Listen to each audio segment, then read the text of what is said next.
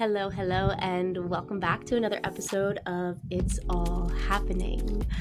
I have the absolute pleasure today of inviting on a sweet friend, a sister who is walking this path of God, of healing, of ministry alongside me, somebody that I have synchronistically gotten to meet through our deep and profound relationship to God, both like individually and how we are expressing that out into the collective through our hearts and through our work. So I'm so excited to invite onto the podcast today Kennedy Nicole. She is a somatic facilitator and faith mentor, which I'm so excited to get into, like what that means. A really common theme on this podcast is like these titles that we try to put upon what it is that we do when like nothing seems to really truly fit or express deeply enough the power of what it is that we've touched into and what it is that we're so passionate about talking about, and kind of paving the way for this newer paradigm as it comes to connecting to God through the body. So without further ado, welcoming Kennedy onto the show. I would love for you to just introduce yourself, whatever's feeling alive for you here now in this moment.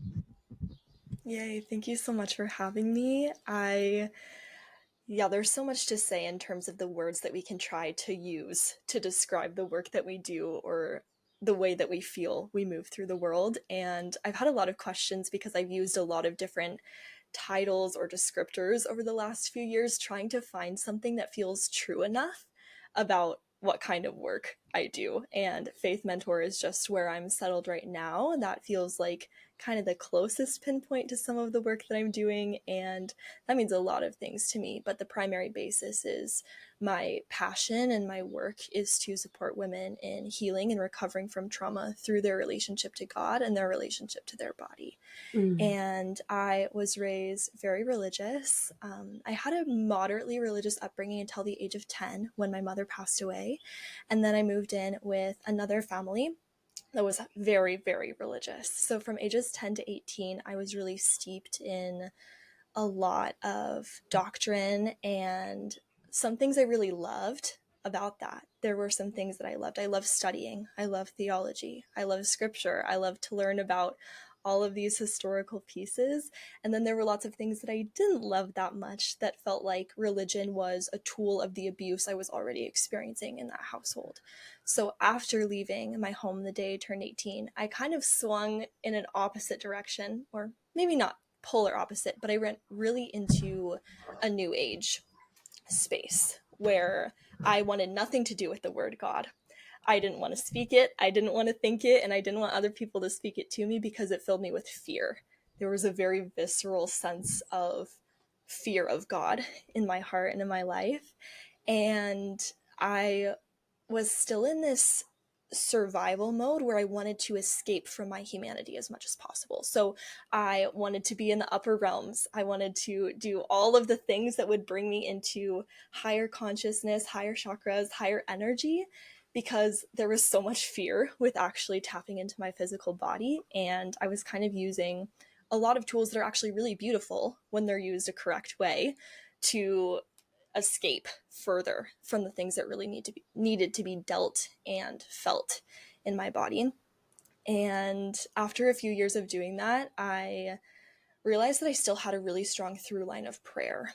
And prayer has been one of my foundational practices, my foundational touch points with God since I was a child. And that's something that I didn't lose even when I was in more of a new ageism space where I was really wanting to push away God. But at the same time, I was like, okay, it's like chewing gum. I do it, and it always runs out. It always loses flavor. I know there's something more sustainable here.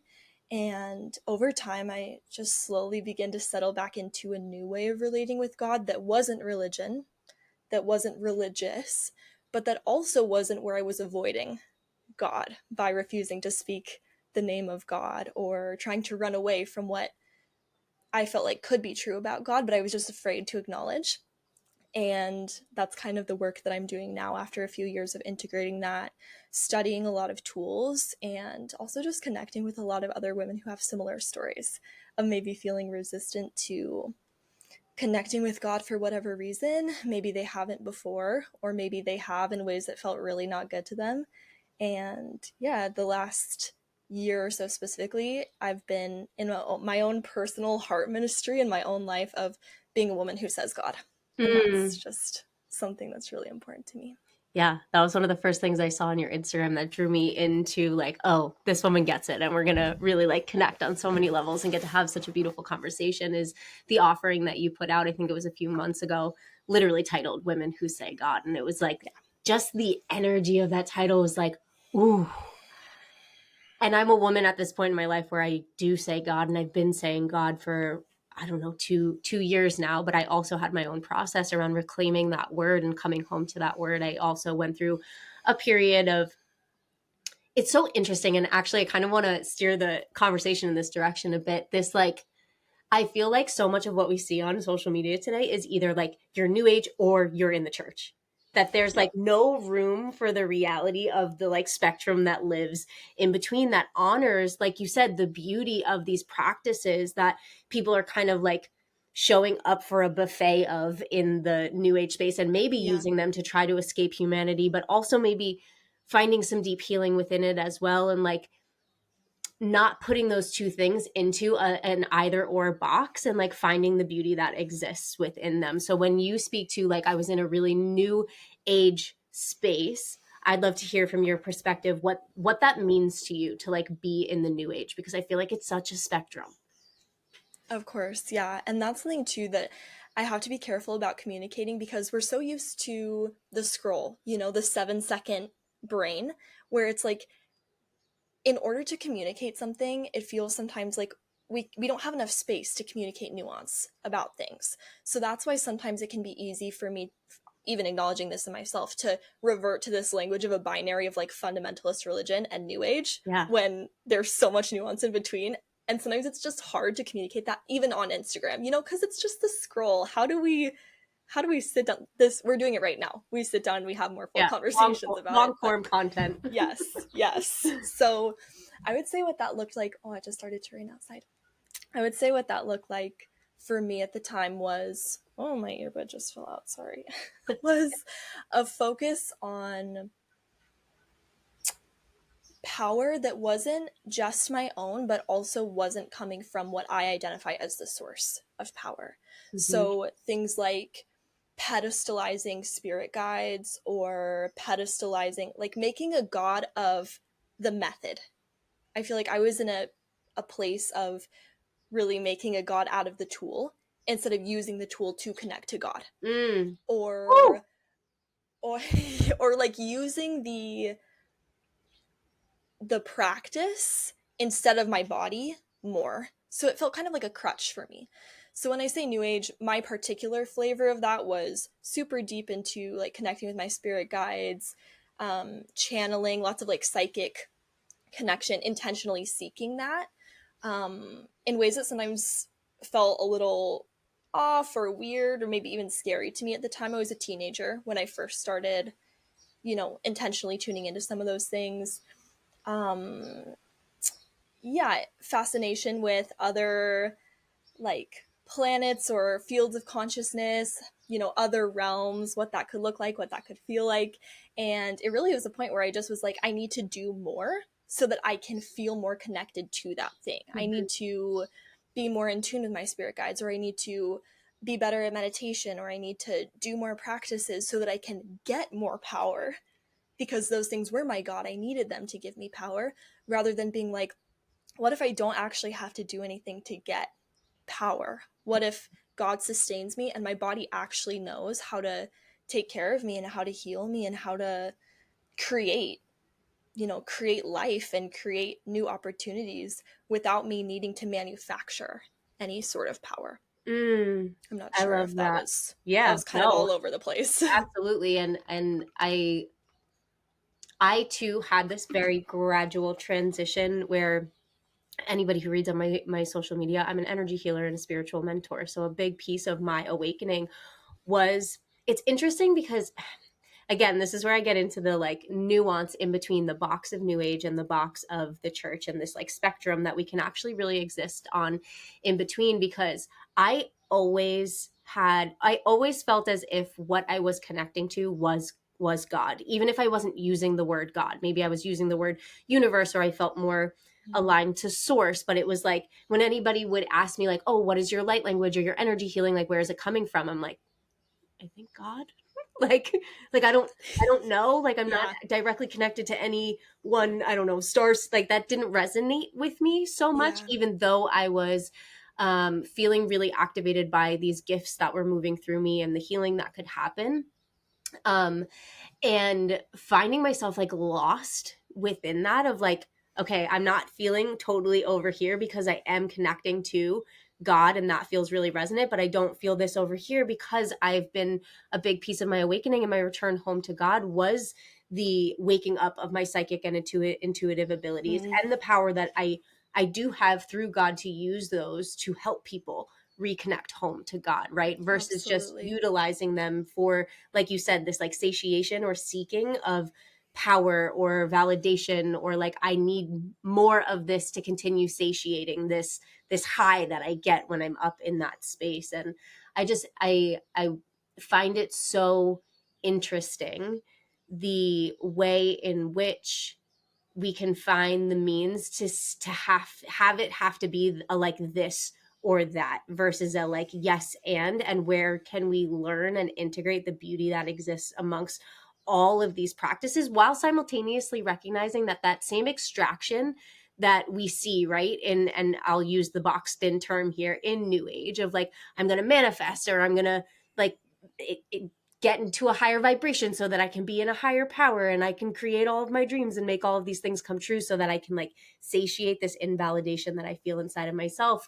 I feel like we can see the same thing on the other end of the spectrum inside of the church where people are like just completely outsourcing that power altogether Yep. to it's not about me at all. It's only about that. And I actually have no place and I'm not worthy at all to even like really exist outside of obeying my life over to God. Yeah. So from that, I'm just curious for you, like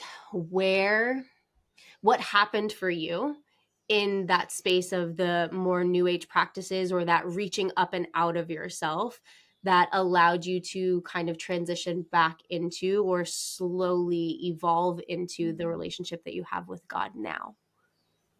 Yeah, that's a great question. And there was a very pinpoint moment for me. I was in Portland, Oregon. It was maybe May of 2022. And it had been a couple years at this point. I'd moved out the prior January of my house. Even when I was living there, there was a couple years where I was still tuning into some of these tools as a means of escape.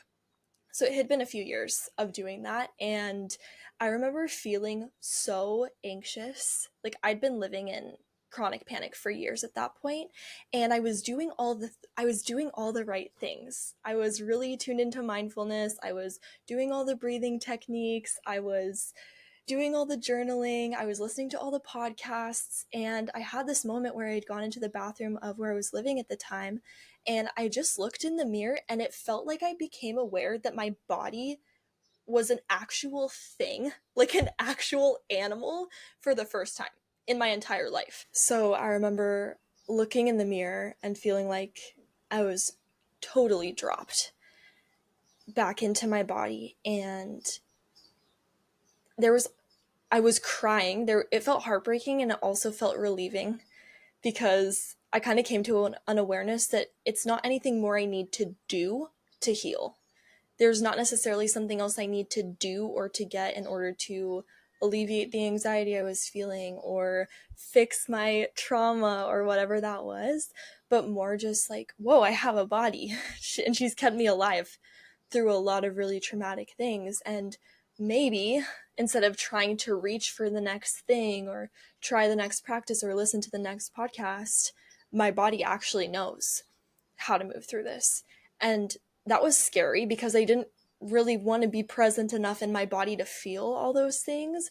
But it started to feel kind of like, oh, okay, this might, maybe nothing's wrong with me. Maybe it's not that I suck at meditating or journaling, and maybe it's that there's something else more sustainable that can actually support me through my healing process. So from that, point, it wasn't like suddenly I was feeling super present in my body all the time. And even that doesn't necessarily sound connected to God. But when I realized that my body might be capable of helping me heal, and the more present I got in my body, it seemed like suddenly God was so apparent to me, because I felt like I wasn't able to feel God's presence as much when I was super dissociated. I was trying, I Mm-hmm. was reaching for God, I was reaching for the next thing, but I didn't have the actual somatic ability to feel the presence of God because I couldn't feel my own presence. Mm. So that whole process of realizing, okay, I have a body, the animal of my body actually knows how to sustain me, and the one sustaining my animal body is God. That was kind of my pipeline to being like, okay, God, I'm ready to be buddies again. I'm ready. Like, you can come be my friend again. I'm not going to keep pushing you away anymore. Oh, that's such a beautiful story, and it's very similar, but in many different ways to my own of deep levels of trauma. For me, it was trauma that I didn't actually know was there. Like I didn't have this very cognitive understanding of trauma. I had more of a prefrontal condition or belief or story that like I grew up in a really normal, loving household, like lower middle class America. Sure, we had our shit and stuff was difficult, but that like for the most part, I was like good and normal and everything was fine. And it actually wasn't until, and this is where I'll go back to talking about like those nuances within the practices, right? That the practices that can become so demonized when it's like, oh, you're only using this to try and reach for something higher, or try and fix yourself, or try and fix what you feel like is broken within you. It was actually for me in a plant medicine experience, actually 6 months after a plant medicine experience, that I had a very similar like dropped into my body. But when I dropped into my body, it also opened my eyes to all of the memory of traumas that I didn't know were there, that were inside of my body, that led me to the dissociation, but that I didn't even know I was dissociated because my level of dissociation was like, I'm fine, everything's fine, this is normal, like it's good, right?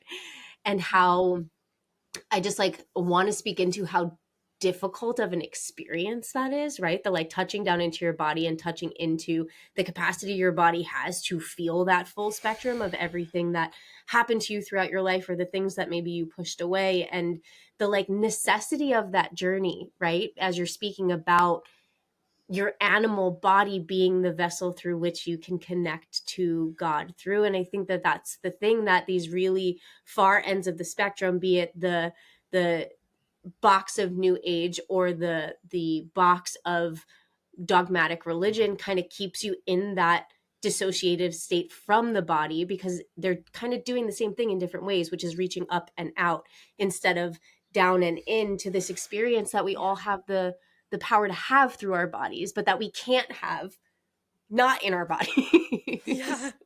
Yeah, sometimes it can feel kind of roundabout, especially speaking to people who are in the extremes about that experience, because it's like, how do I explain something that is demonized from one point or the other? How do I explain, because in the church, the roundabout story is deny the flesh. The body and the heart are inherently sinful. The heart is deceitful above all things. Don't trust your heart.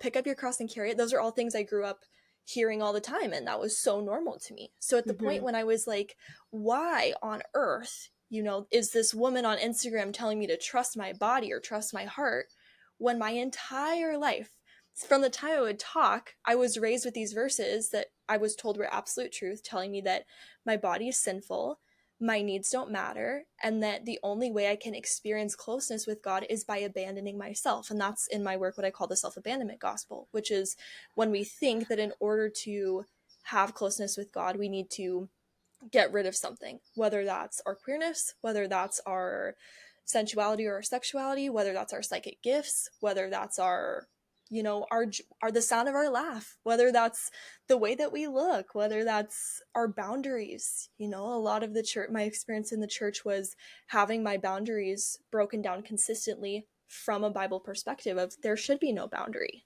Mm. between you and God, which means we shouldn't hold boundary between us and other people.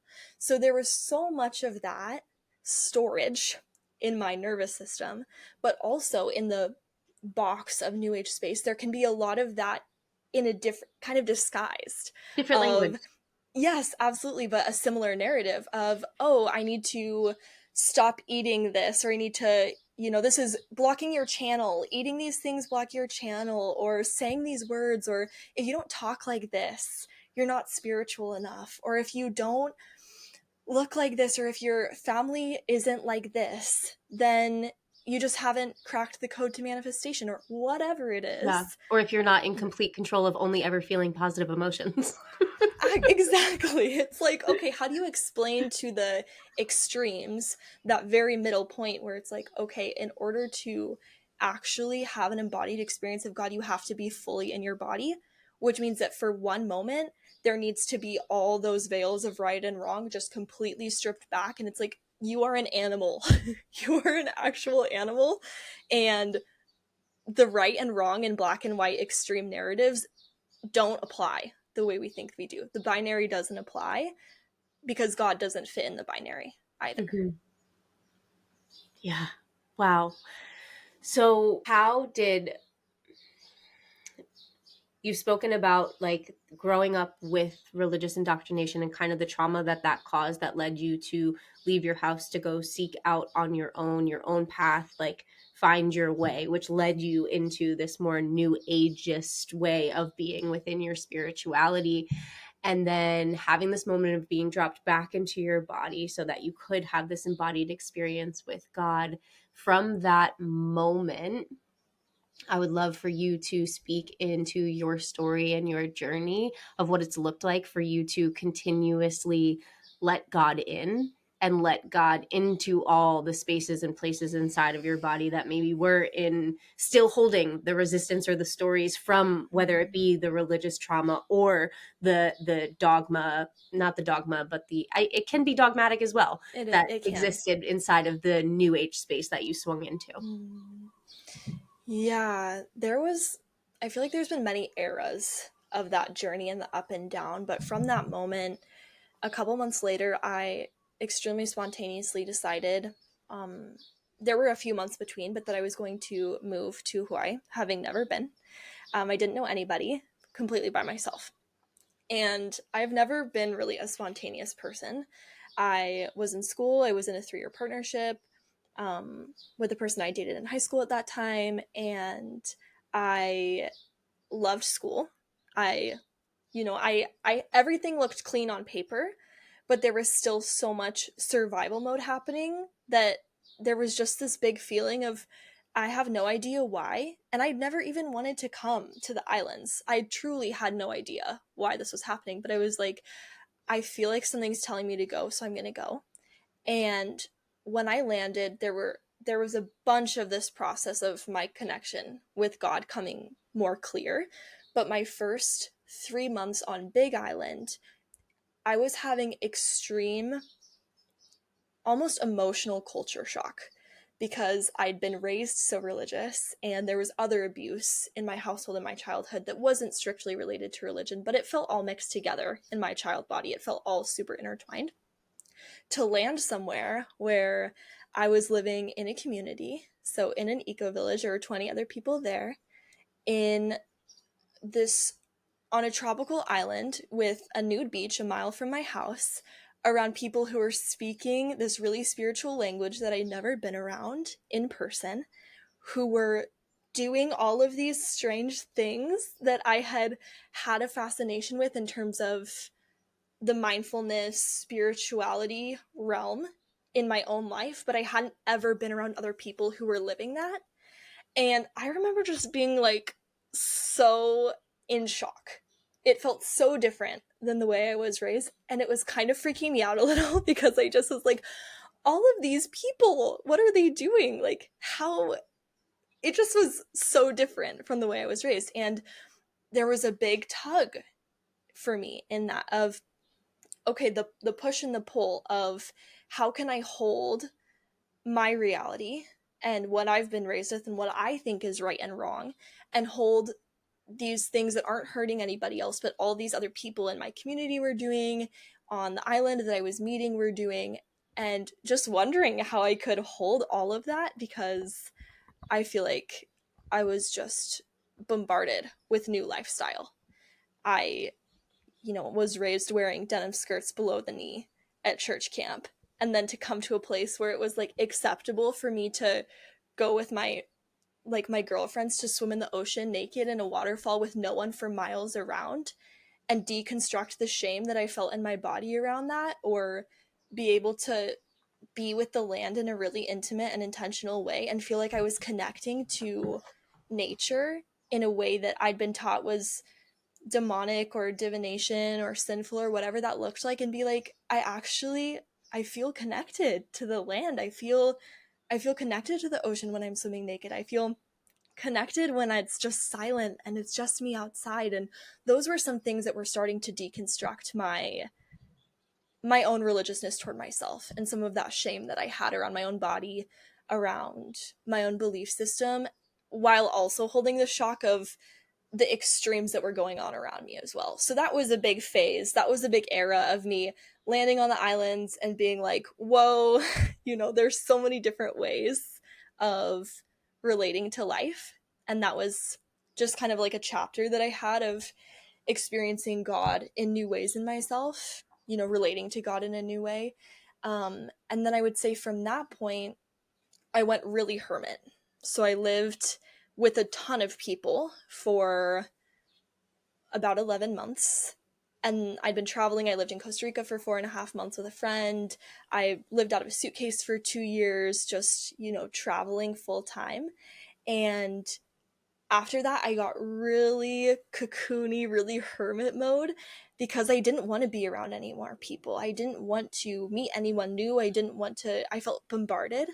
At first, it had been shocking and fun, and then it turned into like shocking and heavy to be around so many people who felt so extreme in the way they even communicate about their lifestyle, or, kind of holding that binary of this is right and this is wrong, even in a Mm-hmm. very spiritual sense, when it's like, oh, I'm not religious, or I don't believe in black and white, but to still operate in a way that feels very I'm right, you're wrong, you're right, I'm wrong, in the way that would create that within me. So I got to a point where I was like, I actually feel like I hear so many other people's voices that I've kind of got to a point where I don't even remember to pray anymore, because it feels like there's too much sound. I don't even Mm-hmm. want to sit and try to listen to God, because I just want it to be completely silent around me. So my next era was just getting really quiet, kind of like slower in my travels. And from that point, I feel like it got a bit steadier, where I've been like, okay, I've experienced a couple extremes. I've experienced the religious extreme, I've experienced the spiritual extremes, and then landing in a place where I wasn't in any sort of community. I wasn't meeting with a church group. I wasn't going to a yoga class. I wasn't going to sister circles. I wasn't going to Bible studies. I wanted to strip it all back, and in my own space find a way where it felt like this is what this is how I would like to connect to God. And most of that was just really simple, like praying often. Again, prayer is my most, the only things I really do religiously are love God and pray. I'm not a Mm-hmm. super religious person, but prayer is really important to me. So lots of prayer, lots of time spent communing with God in just in intentional ways, with my voice, through writing, through poetry. And yeah, then what happened naturally was that my relationship with God started to merge with my work. Not in an intentional way, but it just felt like it couldn't not come in anymore, because it was such a part of my life in just such a gentle way, where I was praying with my clients, or I was praying for my clients, not even just with my clients, but for them in my own life. And feeling like there was a lot of things, a lot of the people in my friend groups and in my client world, I realized were actually experiencing a lot of the same things. Like, they've been raised with such a clear idea of what is right and wrong and what makes them right and wrong, no matter how they were raised. And that there's so much shame. There's so much shame when it comes to the body, that we sometimes don't even give our body permission to naturally lead us into deeper healing, because we're so ashamed of her. We're ashamed of how she looks. We're ashamed of what she wants. We're ashamed of what she needs or how she does things. And I also noticed, fast forward a handful of months later, that there was also a need for having more nuanced conversations about God than we're having.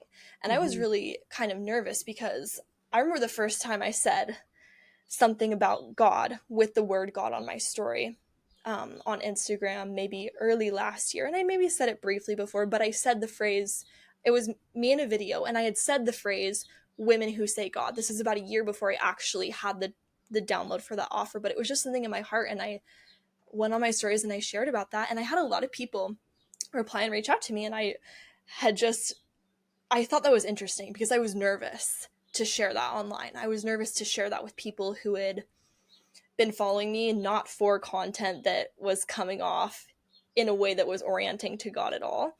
And I think a lot of us can have that feeling of, if I say God or if I reclaim this word, I'm going to be interpreted a certain way. And it's true. It is actually true, Right. because There's that some goes with validation any, there. yes, for every word that we choose to say, it changes the conversation in a textural way. So when I say God versus when I say my guides or my angels, there is a different energy. But being able to say that online and having a response of people being like, oh, interesting. Or, oh, I've been sitting with this too. I was like, okay, it's not just me. It's not just me. There's a lot of people feeling like they don't fit in one of the boxes. And that's all that I thought there was. Mm-hmm. And so then I was like, okay, cool. It's not just these two. There's like a ton of things in between, and I'm in there, and it's safe. It's safe to be in the in between. So that's a lot of pieces, but that's kind of like I moved to Hawaii, had my little culture shock, got overwhelmed with all the spiritual things going on, hermited a lot, and then came to a place where I was like, I actually want to talk. I want to have more conversations about God in ways that I'm not seeing people have conversations about God at that time. Yeah. Now, fortunately, my life feels full of them, especially, in Feminine Healing Ministries, which is where Molly and I met. We have that space to have more conversations like that. But I was really craving that for a long time. Yeah. I was in a very, very similar space before I found Feminine Healing Ministries, was having this massive, I mean, it's been 2 years for me since that experience of kind of my own rendition of being dropped into my body, and then having a lot be shown to me about the stories and the traumas and the things that my body was holding. And that's like a whole story in and of itself, is like this work that I'm beginning to do around the reconciliation of repressed memory inside of the body, and that being one of the things that keeps us out of the body and keeps us disconnected from God. But long story short, about a year later, God got really loud. Like, it was like everything that I am thinking, every thought I'm having, every movement that I'm making is like about God, God, God, God, God, God. And like, what does that mean to me? And the reality that there really is this, in whatever way it shows up for you, it sounds like it was like being taken out of one extreme, placed in another, and then having to move through the waves of like, how do I actually come home to the silence of like my own energy and my own understanding of what God is. For me, I realized there was a deep programming I had that like the church is bad and wrong. And I wasn't so far on this extreme in New Age that like I felt like all of this is right and we have something like over that. I just could only see the trauma and the darkness and the distortion that has happened inside of the church, and it was keeping me with like this arm's length away from like, okay, I believe in God, but now what does this mean to me? Because as I'm starting to talk about God, for me also, because of my ancestry and my lineage, like Jesus came online really loud and clear. And like I was having psychic experiences in my practices of being connected to Jesus and Mary Magdalene and Mother Mary. And that had like always kind of been there. But now it was like every time I'm going into a space of prayer or meditation, these beings are here, right? These beings are here, and they're the beings that are being spoken about in the Bible. But I'm simultaneously being told that like, if I'm having a connection with beings, it's wrong and it's bad and it's shameful and like demonic. And how do I know what I'm really Why talking did to? they And do that to us? I went through this massive deconstruction process around buying my first Bible and tuning in and having these experiences of reading Bible verses, but reading them through the eyes of what I had already awakened to, rather than the eyes of somebody who was like searching for something inside of the Bible, if that makes sense. And it was like a 6, 7, 8, 9 month process of just being like, am I good? Am I bad? Am I right? Am I wrong? Like, what can I actually, how can I find my footing in feeling like you brought this up earlier? Like, these are the only two things that exist. Yeah. It's either God and church and Jesus, or new age and plant medicine and earth based practices. But I'm like, I am seeing the nuance and the beauty in all of this, and the fact that it's all actually speaking to the same thing, but on both ends of the spectrum, we're not actually dropping into the body to be Yeah. able to like create that connection that's required to have what I now believe and like see a lot of people talking about everywhere, so it's not that edgy anymore, is like what it is that Jesus actually did, which Yeah. is come home to that experience of God inside of the body and the oneness that we can experience from that space. Mm. So I just love the way that different stories weave into the same process of reconciliation that allows us to come home to that in our own way. And I think that that's what brought me to Feminine Healing Ministries as well. Like, all of a sudden one day this content of this woman just popped up of like talking about being a Christian but calling out the dogma, and I was like, oh, okay, yeah, there's Yeah. something for me to learn here. And also the validation in that space of so much confusion when I was like doing all of my own self-study and trying to reconcile with, am I good, bad, right, wrong, shame? Like, is there nuance, and is it okay? Am I safe in nuance? And Mm. having that show up in the perfect time.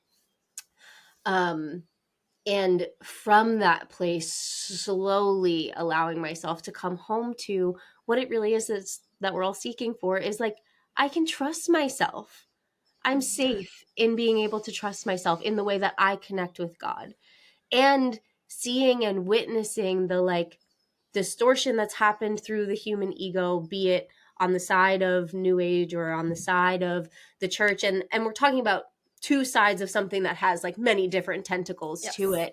it. But finding the safety in the truth of the experience that, like, as a woman, we do have this innate and beautiful connection to the very mystic side of spirituality and the energetic side of spirituality, and the being able to connect to and understand and receive wisdom from, like, what is beyond the veil, whether that be in swimming naked in the ocean, or connecting to a Yeah. waterfall, or connecting to a plant, or connecting to spirit guides, right, connecting to Mm-hmm. the actual energy of Jesus. And something that I think so beautiful about the place that we're in now in like studying inside of Feminine Healing Ministries is that deconstruction process that gets to happen, that's was woven through the collective consciousness, that that way of being with God, specifically as woman, is a bad thing, is like a dark thing. Yeah. Yeah, that's so many of us have that internalized, I feel too, of the, as a woman, the way that I connect to God is sinful, or as a woman, the way that I occupy my body is sinful. And even Mm-hmm. in Bible times, when women bled, they were sent away. If you touched a bleeding woman, you had sinned. And just the internal societal and physical conditioning of feeling like we're dirty somehow, or we need to wonder whether we're good or bad, also stems from deep in our history, even with the awareness of God present in that. And something else that I loved that you had brought up is that you had bought a Bible and you were reading it from the perspective of your lived experience. And this last September, I had what I would call a spiritual revival. And that is around the time that I shared about that Women Who Say God offer. That's when that started to really solidify. And what that revival at that time looked like for me is I, I've had tons of Bibles. I had my main Bible growing up. It's just so, it is like packed with notes. The pages are like falling apart with notes. And the amount of sometimes sadness that I feel when I read back some of the things, of just knowing the conditions I was living in when I was being taught those things, and the way that my household looked versus the way that my family looked when you showed up at church, and the way that it wasn't safe for me in so many ways, made me really sad. And so I hadn't, touched my Bible or really had any interest in scripture for a couple years, even though I felt close with God.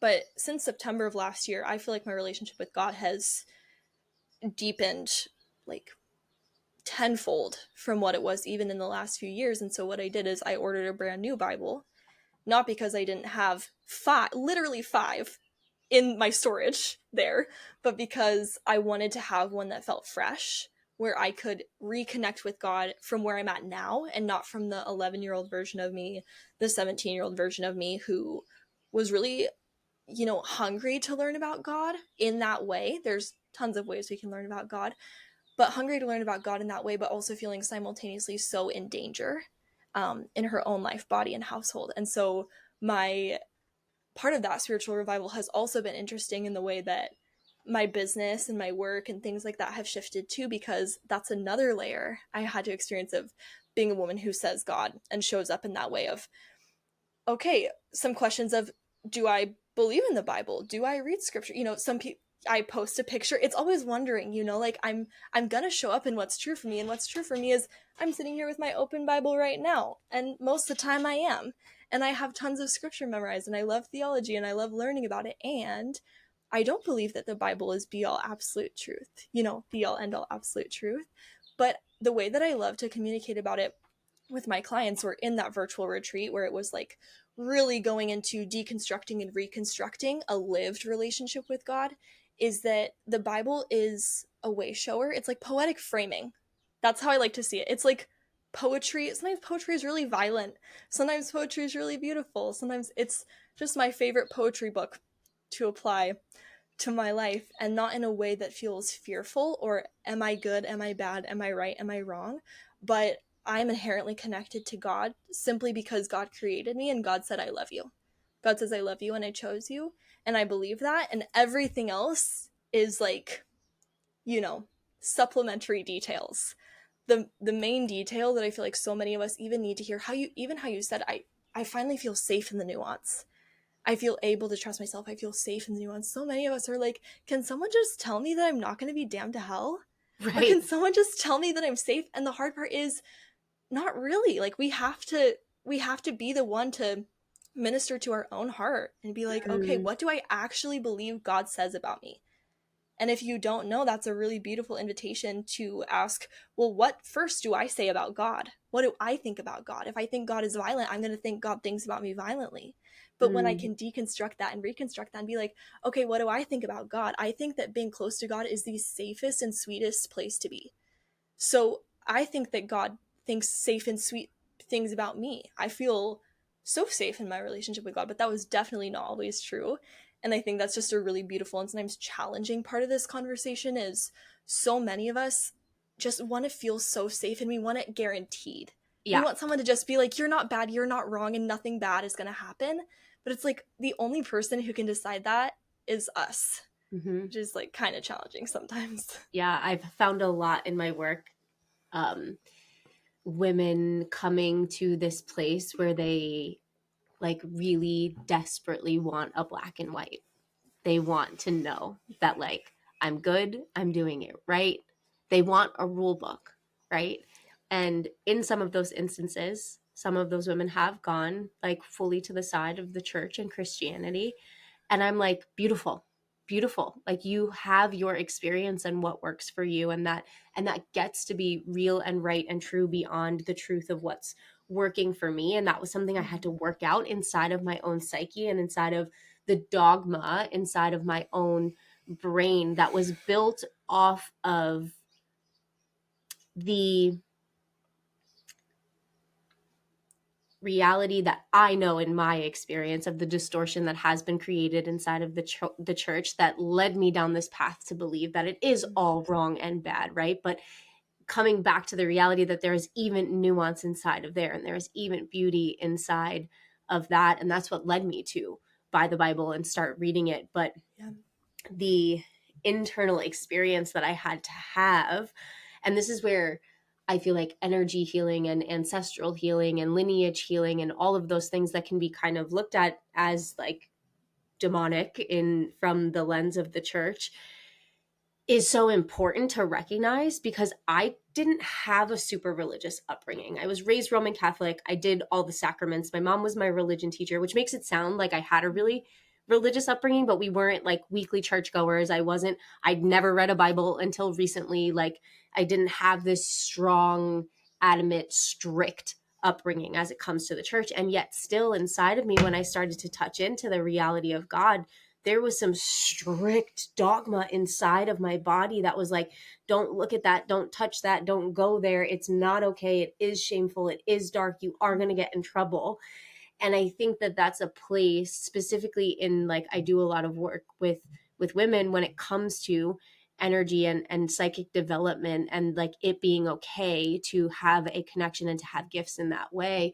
It's something that we really come up against because it lives inside of the collective consciousness of the word God, right? Like, going back to talking about women who say God, and you posting on your social media for the first time, like, okay, I'm going to use the word God, and like, I don't know how this is going to be received. And it's because, like, inside of that word and inside of the experience, there is this, like, I almost see it as like this bubble of this collective consciousness that we can so easily just kind of like hook into, and then it becomes like, this is the truth and the way, and it takes us out of that moment you had of the cocooning in of like, what is true for me, and can I find safety in my body in believing in that truth beyond what beyond looking externally for what that has to mean.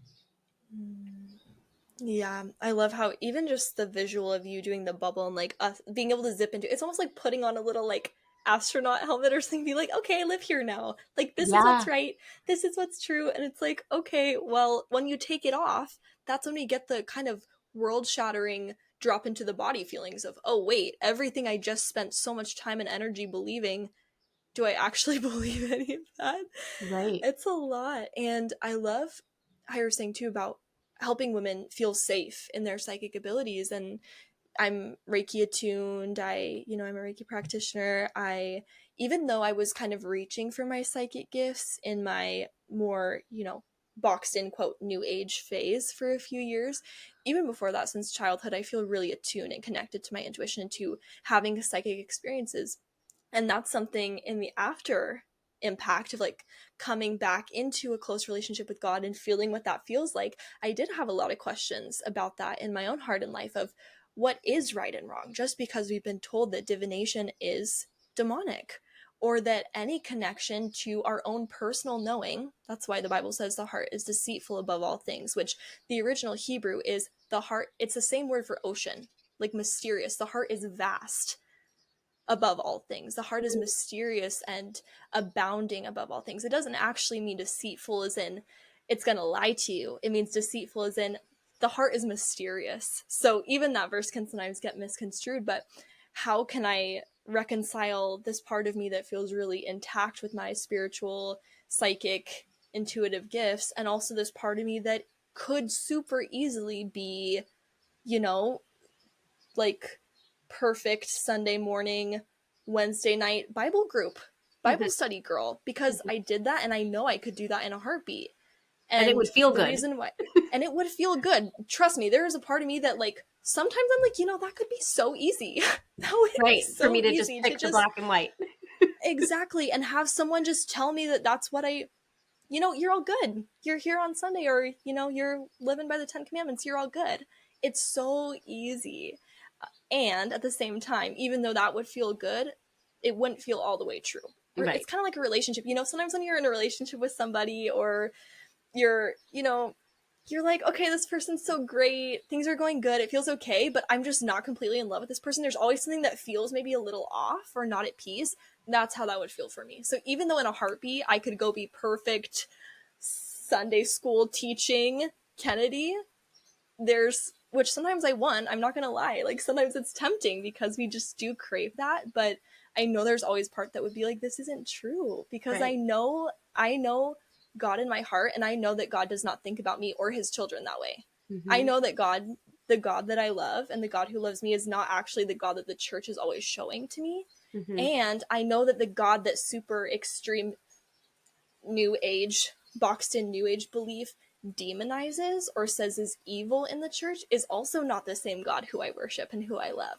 So there's Right. just so much nuance, and honestly it makes me really excited to have this specific part of the conversation, because it's 11:11 here, how sweet. Because I just get so excited about different faces of God, and how if we were only meant to have one mass prescription for the way we see God, we would not have been created with individual nervous systems and hearts and sovereign minds. we Yep. would all be the same exact clone of one another. But that's not God, how God made us, because we are meant to have different interpretations and embodiments of a relationship with God. Right. Because as we show up as these infinite fractals of God, and I speak a lot in like the way that it's so hard to explain sometimes over just like regular human language, but one of my gifts is really being able to see the energetic imprint of like collective consciousnesses or understandings of certain wisdom. It's like it comes through as yes and knowing that I could write and explain to people, but more as like an understanding via the visual field of energy. And I have come home to a full and complete understanding and acceptance that like this is a gift God gave me to teach through, right? As much as I had to go through that deconstruction process around, is this good or bad or right or wrong, or what does it mean about me, or do I have some kind of demonic entity attached to me that's making me Yeah. believe this thing, right? The questions that it can send us on. And what I have come home to feel really certain about is that because we all have the spark of source consciousness, God, inside of our hearts, and the ability to connect back into that, connect back into the understanding that we are all of the one. I also believe that like God created this material experience for the experience of experiencing itself, for the experience of waking up to the truth that like we are all God embodied, and we were given these different pathways and experiences and personalities and flavors and gifts and understandings and pieces of wisdom so that we could come together and exchange realities to enhance that experience of remembrance, versus what has happened is like this like butting heads of like, no, I have to be right and you have to be wrong, I have to be good and you have to be bad, that actually completely keeps us in a disconnected and disembodied state from God, even if we think we are connected to it or the way or the one path that is the only truth. It's not possible, because I see God as this coming home to the realization that we are all one and that there is no separation, like removing the illusion of separation, and not from this like new agey spiritual jargon means of like, oh, everything is an illusion and nothing matters, but that so much of this separation that's been created through our human experience is actually an invitation that allows us to learn back into that remembrance of oneness. And for that, we can actually be so grateful of the separation rather than demonizing it or creating dogma around it. And not to make anything like hierarchical or good or bad or right or wrong, but I do sort of see that like the more we heal, the more of that oneness and connection to God and expansion of consciousness we actually do come into. And from those perspectives, we can see into that illusion of separation and the demonization and all of that. And yeah, I don't know, I just kind of went on a rant, so whatever that brings up for Yeah, you. I loved it. That was a great rant. And I loved that. Makes so much sense too, because it was pouring when you started talking. It started pouring out my window right here.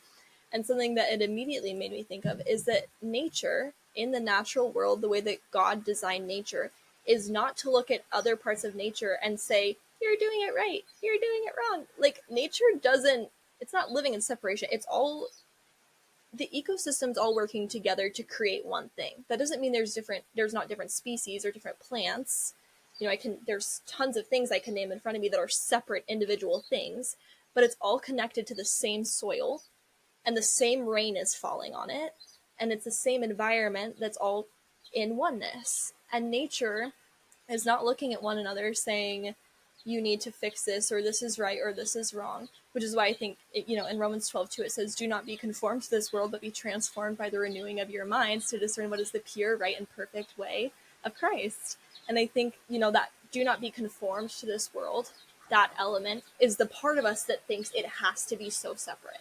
I Mm-hmm. think the separation is the way that we conform to the world. But when we're able to step into, coming back to the oneness, that's the way that we are transformed by the renewing of our minds. Nature Mm, doesn't do the thing we do. That's a worldly no. thing. And that's Yeah. what, through a relationship with God, we can be transformed out of, to come back into oneness and out of that separation state. Mic drop. And as you're speaking about this, and it's like nature doesn't look at each other and be like, oh, you're doing it wrong, or like, you're a yellow flower, you should be red, or like, you're How a dare tall you? tree, you should be shorter. It's like there's this very beautiful reality of interconnectedness and also gratitude for the ecosystem that is nature. And even when we talk about I've been doing a lot of work and a lot of internal study and a lot of writing around the spirit of separation, like the thing that keeps us separate from nature, separate from God, separate from one another, separate from our hearts, separate from wholeness. It's all this same illusion that is created by the perpetuation of one ego's pain onto another, that keeps us in that distance from. It's not safe for me to be in connection, it's not safe for me to be in closeness, it's not safe for me to be in love, because all we have really known, and so many of us growing up, and it's not to like fault our parents or our grandparents, they just like didn't know, right? Like I also look at this as Yeah. the beauty of what spiritual evolution has always been meant to be. Like there's a reason that we are on earth at this time, at the level of consciousness that we have, at the level of connection that we have, to be able to have these nuanced conversations about God, to be able to reflect these experiences of growing up uber religious or growing up without any sense of God, or getting into new age and then kind of coming back to this middle space that truly just is the pure expression of love, and the reality that we have to utilize that understanding to like heal and reconnect and reorient what it means to be a human being, and that it doesn't have to be from this space of incessant and perpetual and forever suffering just because that's what we've been in for so many Yeah. thousands of years. Yeah.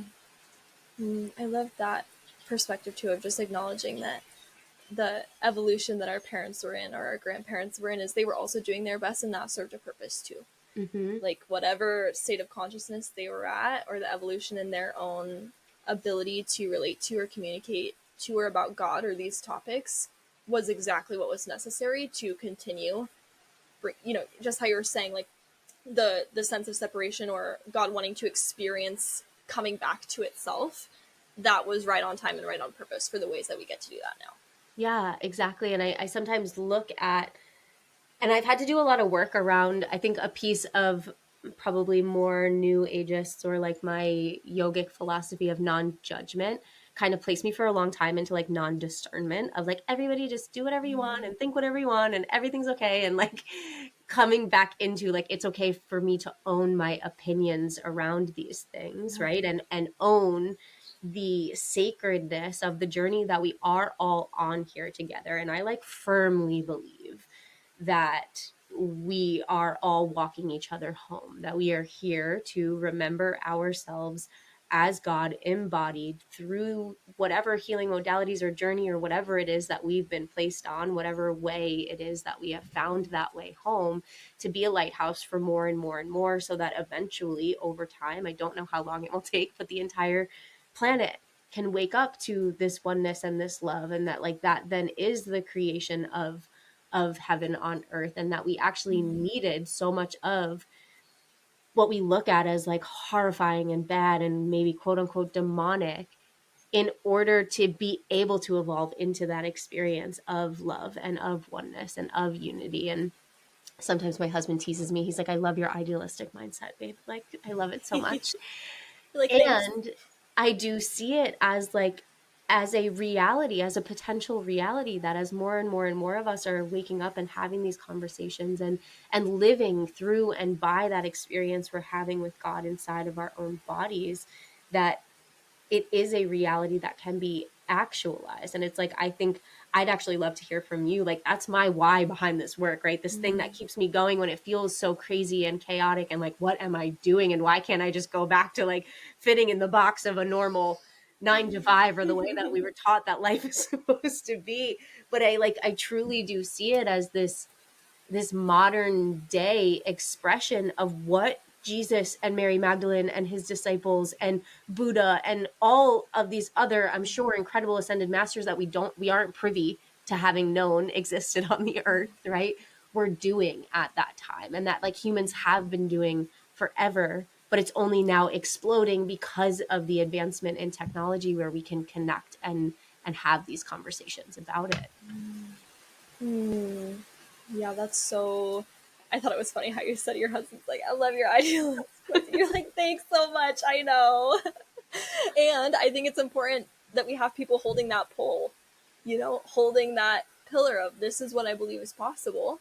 And here's the route that I'm going to live by in order to support other people in holding that as well. And I think I really love that in other people because I'm not necessarily the opposite, but I do have the closer, my why feels more concentrated into a smaller set of things. And my I'm not sure if it's the like tons of Capricorn and Scorpio in my chart or what, but that says that if I were to imagine the entire planet, doing my work for the entire planet that scale, I get like there's just so many things to check off lists.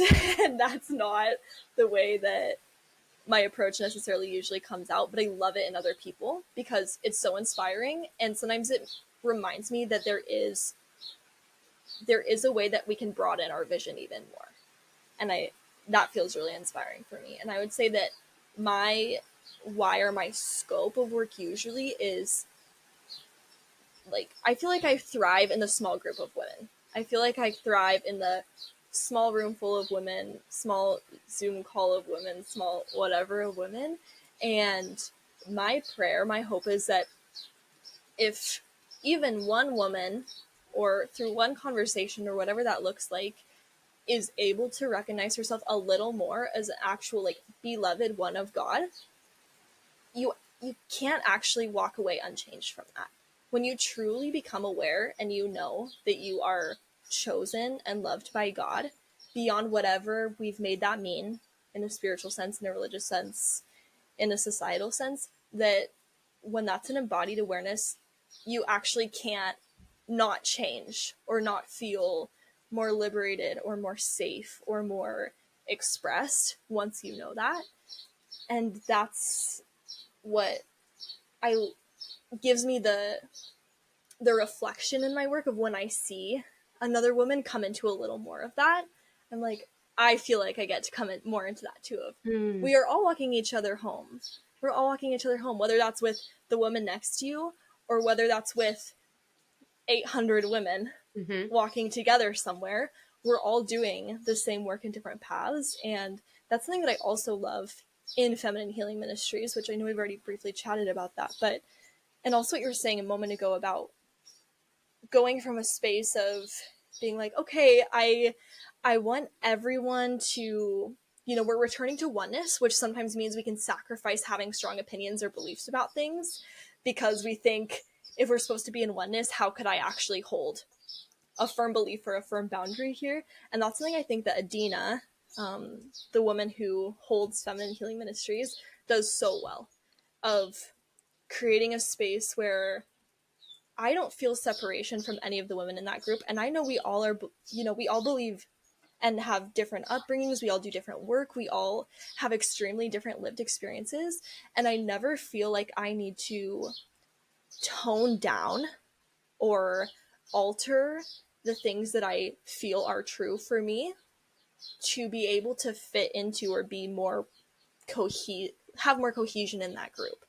And that's really inspiring and empowering for other areas of life where it's like, okay, if my intention is oneness, however we reach that, that doesn't actually mean that all of us are encouraged to have less feelings or less thoughts or less personal methods as to how we achieve that. It's actually, it is kingdom work to have beliefs and to feel convicted about things in our own way.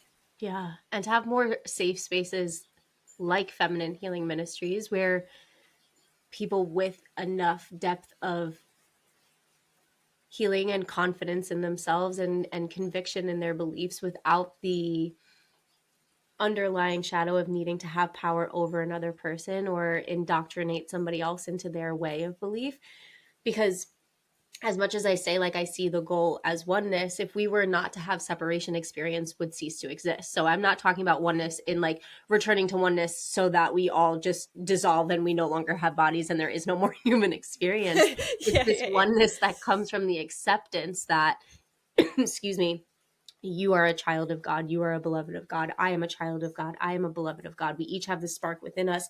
And how we choose to relate to that and how we choose to relate to the goodness and the purity, and how we choose to move through the darkness and the confusion and the reality of the very like same nature of our human experience that we're all moving through in all different ways, coming back to an acceptance of that and a beauty of that, and allowing those different viewpoints and understandings and belief systems to be something that we exchange with one another for greater growth and expansion versus like collapse and fighting against one another, right? And I think that that's one of the greatest downfalls inside of the dogma of so many religions, is that like it's this way and we are on the inside, and anybody who's not in here is on the outside, and we will go outside and we will try to bring them inside, but if they don't want to come, let them be damned. Right?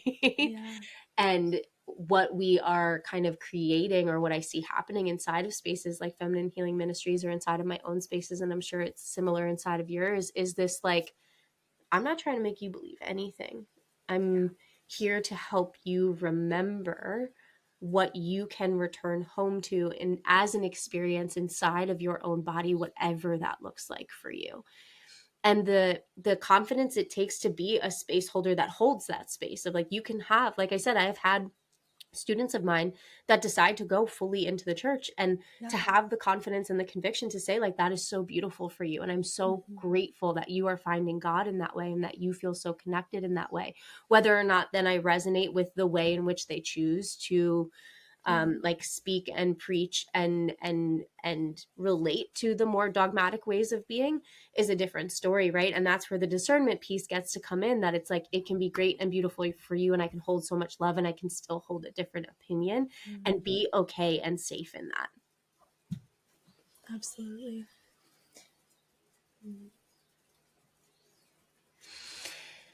Excuse me. So from this space, we've done so much talking about like our understanding of God and our coming home to God and our different experiences with God. And I just want to end with a couple of questions for you. I'm going to kind of put you on the spot here. As a woman who says God, what does God mean to you? What is your definition of God as it stands in your body and in your experience today? My working definition of God is love with a capital L, proper noun love. And that can be, there's so many faces of God, there's so many ways that that can look, but when I refer to God as love, I'm referring to Mother God, Father God, Holy Spirit, Creator God. And from there, I feel like our relationship to God can look so many ways, can look like a friend, can look like, beloved one in partnership with God, as a child of God, as someone who is being taught by God, and or walking alongside God and being, teaching. It's a collective back and forth reciprocal relationship. But yeah, I would say that my definition of God is love and creation. I love that, because I often find myself when I'm like deep in my journal practices that I'll simultaneously use the word God, the word love, the word life, like all as this one interchangeable bigness to describe the experience that we are like singularly having in this one little human body, and the understanding of all of that. So with that definition of God and the relationship that you have come home to with God inside of your body on such a journey through so many different realities and understandings and ways of being taught to relate to God, coming home to that true sense of what that means to you, how does that relationship move through the work that you're now doing in the world, and maybe kind of speaking a bit to what that work looks like, right? Like who it's for and who you're feeling yourself kind of connecting with and serving most these days. Yeah, that's super beautiful. I would say a lot of this work that I'm doing currently is for people who find themselves in that in-between space of not in those extremes, not in those binaries, but still really craving a sense of community, or other women to pray with, other women to have these conversations with, other women to deconstruct with, from whatever that looks like, because it can be really lonely to feel like we either have the rug of our belief system ripped out from under us, or we rip it out ourselves, which is happening all the time in little and big ways in our own lives. And for those women who are really wanting community and wanting to create sisterhood with other women who are walking separate paths, but still have that core feeling of, I want to return to closeness with God and also to the healing power and ability of my own body. Can we do that together? That's kind of that. When I started more of this work, that was more of my question. Like, can we do this together? We're all doing it by ourselves and it can be really lonely. So I really just wanted to create spaces like that Women Who Say God virtual retreat, like my upcoming in-person retreat, to do that work together. And what that work looks like can take many forms, but a lot of it, body based. We're doing that through somatic work, somatic process, through inquiring about the body's experience. And a lot that comes up is things that we may not remember or not have words for. And allowing those secondhand beliefs or experiences that may not even live in our minds, but live in our bodies about God, to be stripped away, to be transmuted into something new.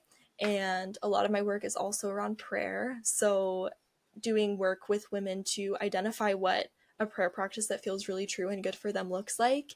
And so much of my work right now is education around the reframe that happens when we deconstruct or reconstruct or whatever that looks like, just because there's so many kind of elephants in the room, especially from people who have been raised religious or had religious, people who are God curious, but they're not really sure what that means.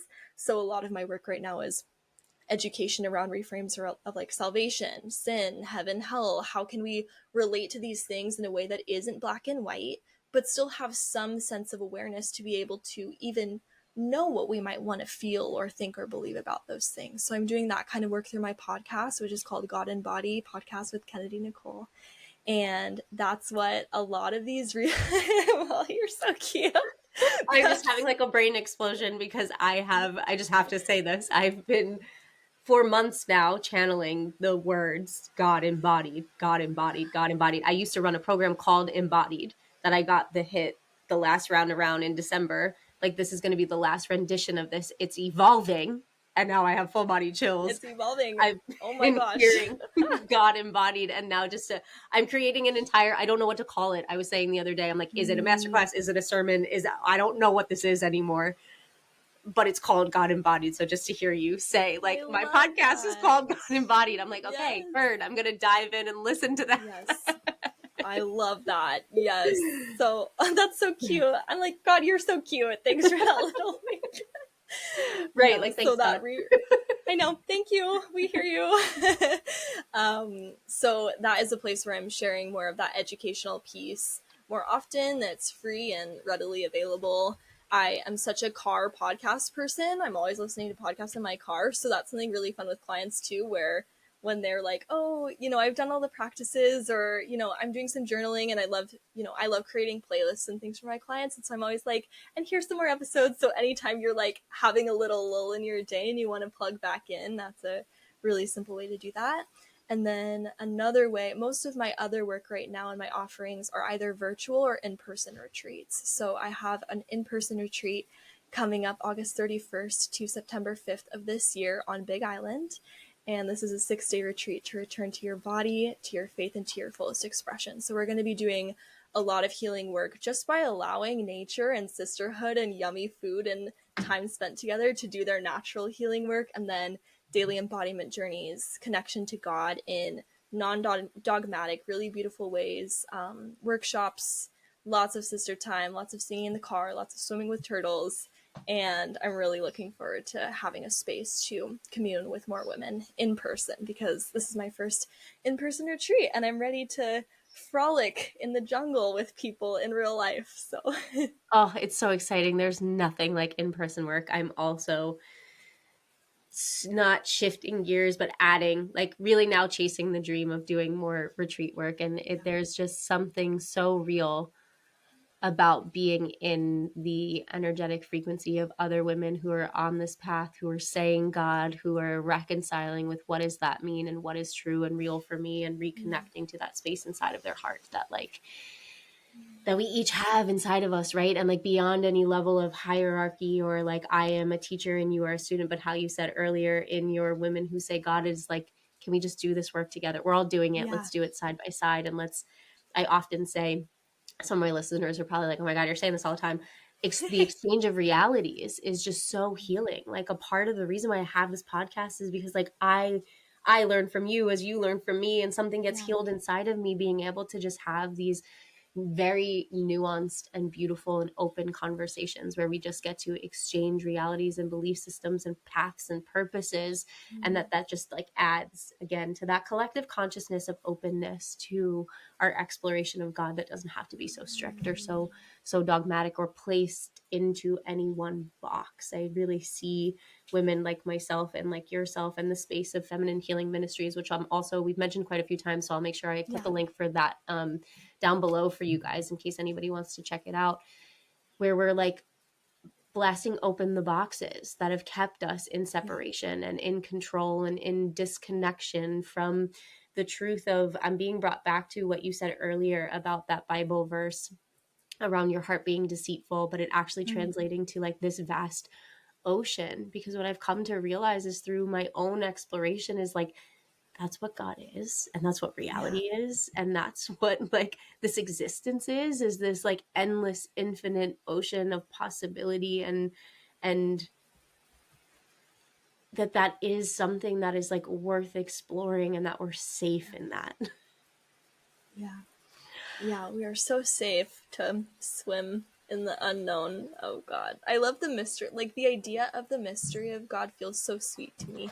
You know, Mm-hmm. like there's so many, we could just swim and swim and we're all gonna see different fish and we're all gonna like hear different whale sounds, but it's all the same water. You know, Right. we're all swimming in the same water. And letting it remain a mystery, I think, is a really important part too, right? Like the piece, we've talked a bit about the black and the white and the good and the bad, but like dismantling or deconstructing any of that and allowing it to be a mystery. I heard a quote from somebody, it was definitely in a podcast, I'm definitely going to butcher it, but it was like, if we knew with absolute certainty the truth and the totality of like who and what God was and what this existence was, faith would not exist. We wouldn't need faith. We wouldn't need belief. We Yeah. wouldn't need that core piece of what it is that allows us to have that one-on-one beautiful divine connection to relationship with God as we see it. And I just thought that puts so much in perspective of like, we can from the logical mind want to figure out, right? Like I need the truth, I need the way, Yeah. and The one come, way.